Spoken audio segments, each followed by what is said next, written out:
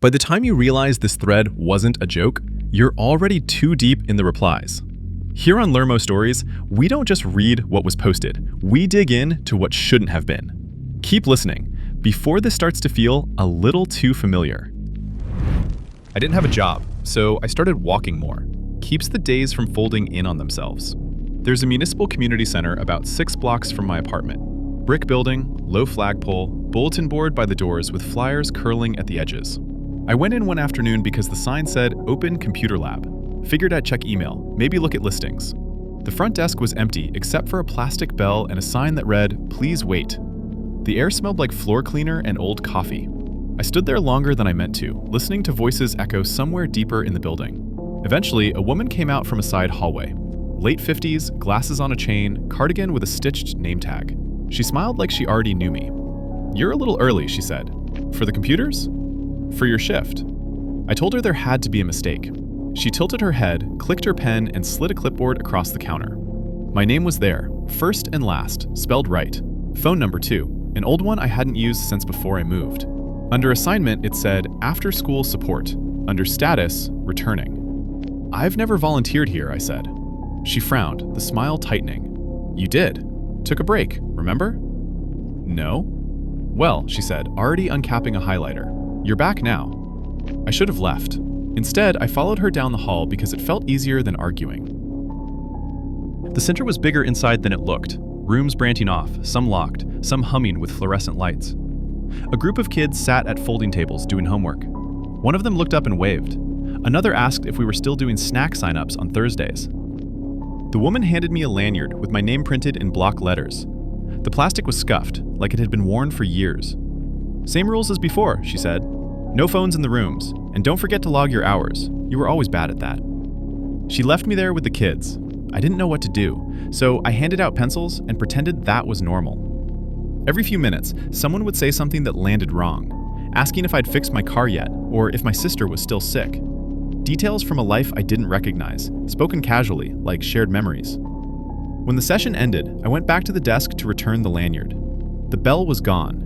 In its place was a sign-up sheet labeled Volunteer Attendance, Today. My name was already checked in, time-stamped 3:02 p.m. I wrote my name again at the bottom, just to see what would happen. The pen bled through the paper, and beneath my handwriting, faint but visible, was the same name, written before, pressed hard enough to leave an impression. That night, I checked my email. Buried between job alerts was a thread from an address ending in .gov. Subject line, Volunteer Schedule Update. The messages went back almost a year. Missed shifts, thank yous. A warning about consistency concerns, all sent to me. Some replied to, from me. Short answers, apologies. One message mentioned I'd requested fewer hours after what happened in February. I don't remember February. The next day, I went back, telling myself I'd demand they remove my name. The same woman was at the desk, but she didn't look surprised. She slid another clipboard toward me without a word. "You can't keep me on this," I said. "This isn't my signature." She looked down at the page. "It used to be." "That doesn't make sense." "Not everything does," she said, "but the kids notice when you're gone." She pointed down the hall. Different room this time. No kids, just rows of metal chairs and a whiteboard with Oriented Refresher written on it. A man I hadn't seen before sat in the back, arms crossed. He nodded at me like we were coworkers. The orientation video was already playing. Grainy footage of the same building, same halls. The narrator droned about safety and responsibility. Halfway through, the screen cut to a still image. Me, standing by the front desk. Same jacket I was wearing now.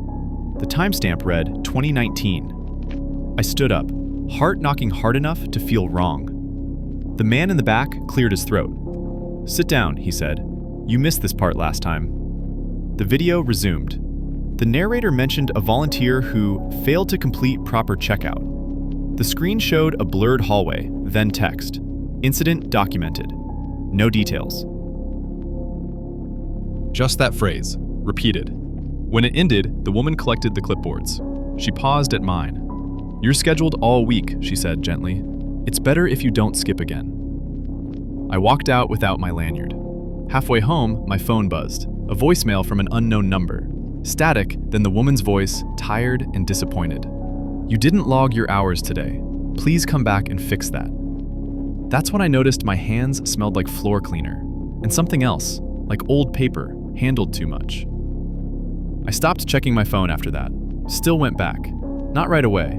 A few days passed where I stayed inside, curtains half drawn, trying to prove to myself that nothing would happen if I didn't show. On the fourth morning, there was an envelope taped to my door. No stamp, just my name, printed like the lanyard. Inside was a single sheet. "Outstanding hours require verification." Below it, dates I didn't recognize, all marked incomplete. At the bottom, "Please report to the center to resolve discrepancies." The walk there felt rehearsed, like a route I'd practiced before. When I pushed the doors open, the front desk was empty, but my lanyard sat on the counter, clipped neatly, name facing up. I didn't put it on. I carried it with me. The building was quieter than usual. Lights on, rooms empty. In the main hall, a folding table had been set up with a ledger book, thick, worn. Names filled every page. Some crossed out, some circled. Mine appeared again and again. Different handwriting, same spelling. The woman came out from the hallway. No smile this time. "We need to close you out properly," she said. "I want my name off everything," I told her. She nodded. "That's what this is." She opened the ledger to a page marked with a red tab. My name at the top. Beneath it, a line labeled "Final Entry." Blank. "What happens if I don't sign?" She hesitated. "Then you stay active." I asked about the incident. February, the missing checkout. She looked past me, toward the hall. "Someone has to cover the gap," she said. "The center can't have unaccounted time." I realized then that every room I'd been in felt slightly used after I left. Chairs out of place, supplies low, like something had continued without me. My hand shook as I picked up the pen. The ledger paper was rough, almost fibrous. I didn't sign my name. I wrote, "Remove me," instead. The woman sighed, took the pen, and drew a single line through the page. "Okay," she said. "You're done." I left the lanyard on the desk and walked out. The air outside felt thinner, unfamiliar. My phone buzzed once, then went silent. That night, checking my email out of habit, the old thread was gone. No messages, no address, just empty space where it had been. But this morning, walking past the community center, I saw a new flyer on the bulletin board. "Volunteers needed, returning preserved." My name wasn't on it. The space where it should have been looked worn, like something had just been peeled away. I go to the park most evenings after work. Same bench, same paperback, same stretch of time before the sun drops behind the apartment buildings. It's a quiet municipal park wedged between a creek and a set of old tennis courts nobody uses anymore. The kind of place with rules posted on a sun-faded sign and trash cans that always smell like warm leaves. I'd been there maybe 10 minutes when a guy sat on the opposite end of the bench. Late 40s, early 50s. Clean jacket, ball cap pulled low. Nothing about him stood out except that he didn't look like he was there to relax. He kept glancing past the trees toward the path that runs along the creek. I nodded out of habit. He nodded back. "You planning on staying long?" he asked. I said, "Probably another chapter." He didn't smile. "After dark's not a great idea," he said. His voice was calm, almost bored, like he was commenting on the weather. I told him the park technically closed at 10. He shook his head. "Yeah, I know what the sign says." I went back to reading, but I could feel him watching the path. A jogger passed, then a couple walking a dog. Each time, the guy tracked them until they were gone. "You see that bench across the creek?" he asked, pointing with his chin. I had. It was half hidden by brush, rarely used. "Don't sit there," he said. "They don't like it when someone's isolated." I laughed, mostly out of reflex, and asked who they were. He finally looked at me then. His eyes were tired, red around the edges. "People who don't want to be seen," he said. "People who already picked a spot." The sun dipped lower. The park lights didn't come on right away like they usually did. I closed my book. The guy stood up. "You'll hear something when it's time," he said, brushing off his jacket. Metal on metal, slow, like someone testing a gate. I asked him if he was messing with me. He shook his head. "I'm doing you a favor." He walked toward the parking lot, then stopped and turned back. "If you hear your name," he added, "don't answer. They're bad at voices, but they keep trying." I watched him leave. The path by the creek was empty now. The light was almost gone. That's when I heard the sound he described. drifting from somewhere behind the trees. The sound wasn't loud. That was the worst part. It was thin and deliberate, like someone slowly dragging a loose chain across a fence, then stopping, then doing it again. It came from the direction of the creek, where the path dips and the trees crowd close together. I checked my phone. No signal issues, no weird time jump. Just past 8. The park lights should have clicked on already, but the lamps along the path stayed dark, their glass heads reflecting the last gray smear of daylight. I told myself it was maintenance, a gate, someone locking up early. Then it happened again, metal on metal, slower this time, followed by a pause that felt intentional. I stood and started toward the parking lot. The sound stopped immediately. Behind me, something shifted in the brush. Not footsteps, more like someone adjusting their weight, trying not to be heard. "Hey!"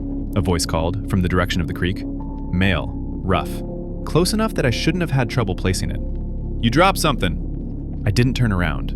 The voice was wrong in a subtle way, like it had been assembled from parts. The pacing was off, each word given the same flat weight. "I'm talking to you," it said, louder now. "You dropped your book." I was still holding it. I walked faster. The gravel crunched under my shoes, too loud in the quiet. Another sound joined it, matching my pace but never quite syncing up, always half a second late. "You don't have to leave," the voice said. "We just want to talk." The path curved. For a moment, the trees opened up and I could see the bench across the creek, the one the guy had pointed out. There were shapes around it. 3, maybe 4, standing still, facing the water, like they were waiting for something to surface. One of them turned its head toward me, too far. My phone buzzed in my pocket, a text notification. I didn't stop walking, just glanced down. Unknown number. Don't run. They noticed that. I reached the parking lot. My car was the only one there. Behind me, the sound of metal scraping started again, closer now, faster, like impatience. I unlocked the door. As I got in, something spoke right beside my ear, soft enough that it felt like breath. Wrong way. The car door slammed shut on its own. The engine didn't start the first time, or the second. The dashboard lit up like normal, radio flickering on to a talk station mid-sentence, but the key just turned uselessly. Outside the windows, the parking lot looked wrong. Too dark for the time, the edges of it swallowed by shadow, like the park had expanded while I wasn't looking. My phone buzzed again. Unknown number. They're close. Don't open anything. Something tapped on the roof of the car. Once, then again. Slow, exploratory, like fingers learning a surface. The radio cut to static. Through the rearview mirror, I saw movement at the edge of the lot. Figures stepping out from between the trees, not walking so much as reappearing closer each time I blinked. Their limbs didn't swing right. Too stiff, too measured. The tapping moved to the driver's side window.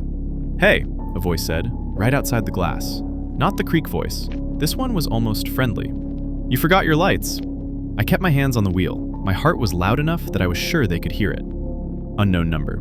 Listen carefully. When they talk, they're guessing. They don't know what you'll do unless you show them. The door handle twitched. The voice changed, adjusting its tone. "You okay in there? Park's closing." Another handle pulled, passenger side. The figures in the mirror had stopped moving. They were watching now, waiting for a decision. I turned the key again. The engine caught instantly, like it had never failed at all. The tapping stopped. Every sound outside vanished at once. No wind, no insects, nothing. The headlights cut through the dark, and for a split second, I saw them clearly. Faces that were close to human, but unfinished, like someone quit halfway through remembering what people look like. They stepped back in unison. I drove out without looking back. At home, I checked my phone. The number was gone. No message history, no missed calls. I don't go to that park anymore. Last week, I passed it on the bus just after sunset. The lights were on this time. Every bench was empty except one. A man sat there, holding a book, glancing toward the creek. I recognized the jacket. I walk the same route every night after my shift ends. 2 blocks of quiet houses, a liquor store on the corner, then the elementary school zone. It's empty after sunset, but the crosswalk lights still blink yellow, and the sign still says slow, children, even when there aren't any. That night was colder than usual, wind scraping dry leaves along the curb, flag on the school's pole snapping hard enough to echo.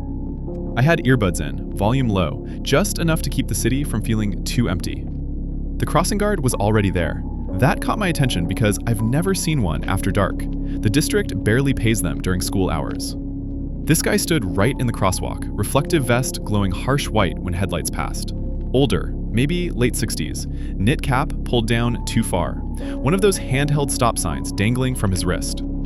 I slowed, thinking maybe there was construction or a late event. He looked straight at me and lifted the sign, not toward traffic, toward me. "Go ahead," he said.